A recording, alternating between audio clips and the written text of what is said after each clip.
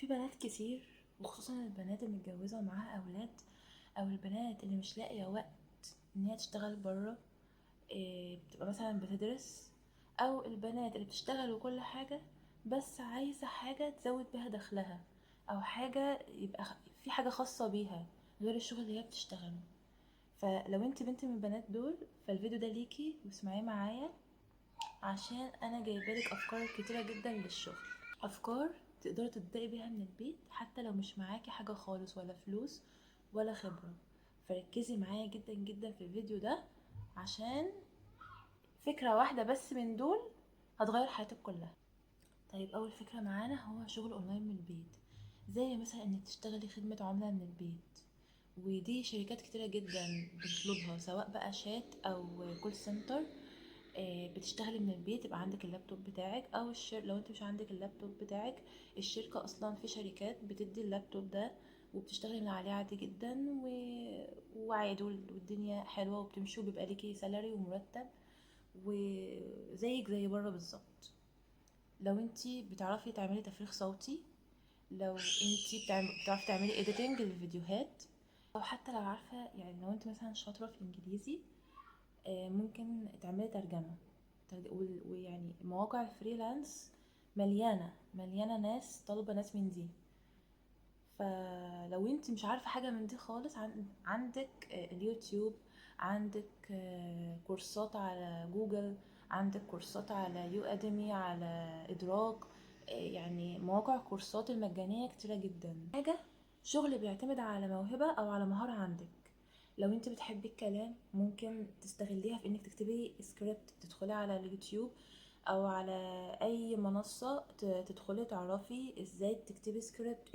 انت اصلا عندك الموهبة، بس لازم الموهبة دي تطوريها. لو انت صوتك حلو وعندك احساس، تعملي تعليق صوتي. لو انت شاطرة في مادة معينة زي الانجليزي، لو انت شاطرة في مهارة معينة، ممكن تدي كورسات فيها، اللي هو التدريس.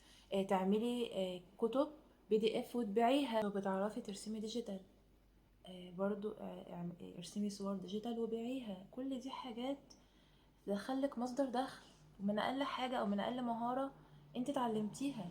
والمهارة دي اصلا يعني هتتعلميها في قد ايه؟ مثلا شهر. لو اقتطعتي من وقتك ساعتين في اليوم، وقعدتي كل يوم تتعلميها، هتكتسبيها وتبقي كويسة فيها جدا. تالت حاجة بقى، شغل من البيت بإيدك. لو انت مثلا بتعرفي اطبخي واعلني عن نفسك على صفحة الفيسبوك او على اي منصة برضو، واعلني عن نفسك، وهتلاقي نفسك. يعني لو انت طبخك حلو هتبيعي. لو انت بتعرفي فرزي، وبرضو اعملي نفسك تسويق صح. الهاند ميد، سواء اكسسوارات، شموع، كروشيه، كونكريت، اللي هي الفازات الحلوة الجميلة دي، بتتعمل منها مبخرة. تجهيز علب هدايا، تجهيز اوردرات لصفحات على السوشيال ميديا. لو انت بتعرفي تعملي الحاجات دي، انت ممكن من خلالها تدخلي مصدر دخل ليكي زيادة، او تعملي منها مصدر دخل. اهم حاجة بس تسوقي صح. اول حاجة تسويق بالعمولة، انك تسوقي عقارات، تسوقي لمنتج، تسوقي الخدمة. وبتبقى الحاجات دي تبع شركات. انتي اول ما تبيعي الخدمة او تبيعي المنتج، على طول دايركت بتاخدي عمولة. تجيبي عملاء لناس تانيين، بتاخدي برضو عليهم عمولة.